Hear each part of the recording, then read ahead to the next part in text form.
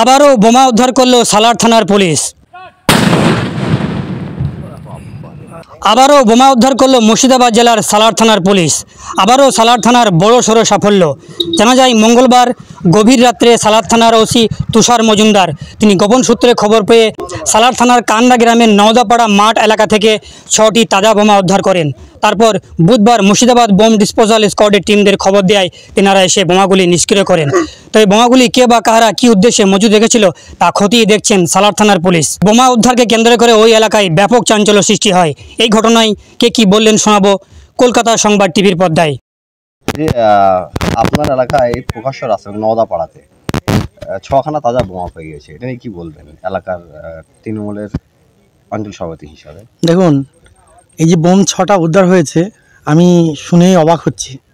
তার কারণ হচ্ছে আপনারা দেখছেন পশ্চিমবাংলার বিভিন্ন জায়গায় বেছে বেছে তৃণমূলের নেতারাকে যেভাবে টার্গেট করা হচ্ছে, তো আমি এটা রিকভারি হওয়ার পরে আমি আতঙ্কিত। তার কারণ হচ্ছে বাংলার মানবিক মুখ্যমন্ত্রী মমতা বন্দ্যোপাধ্যায় প্রতিনিয়ত বার্তা দিচ্ছে যে সবসময় এলাকার পরিবেশকে সুস্থ রাখতে হবে এবং শান্ত রাখতে হবে। তো আজকে এই 6 পিস বোম উদ্ধার হওয়াতে আমি সত্যিকারে আমি খুব মর্মাহত বা আমি নিজেকে একটু ভীতসিস্ত মনে হচ্ছে বলেও আমি মনে করছি। তার কারণ হচ্ছে দেখুন, এই রাস্তা দিয়ে আমার ওয়াইফ প্রধান, আমি অঞ্চল সভাপতি প্রতিনিয়ত যা আশা করি, কী উদ্দেশ্যে বোমাটা রেখেছে সেটা একটা ভাবার বিষয়। তো আমাদের সালার থানার ভারপ্রাপ্ত অধিকারী তুষার মজুমদার মহাশয় উনি খুব সজাগ মানুষ।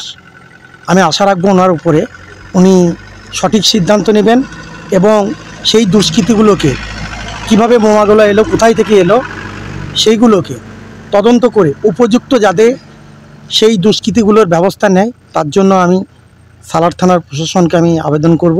এবং তার সঙ্গে সঙ্গে আমি এটা বলবো, পশ্চিমবাংলায় বিভিন্ন জায়গায় অঞ্চল সভাপতিদের উপরে যেভাবে নির্ভীকভাবে একটা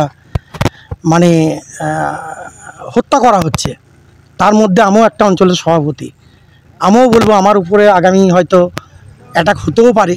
যদি সেই অ্যাটাক যদি নাই হতো তাহলে মালিয়াটি চুন শহরের মাঝখানে, এই রাস্তার মাঝখানে যে দুষ্কৃতিগুলো বোম রেখে গেল, তো পুলিশের উপরে আমাদের ভরসা আছে আস্তে আস্তে যারা দুষ্কৃতীদের উপরে নিশ্চয়ই সেটা তদন্ত করে সঠিক ব্যবস্থা নেবে।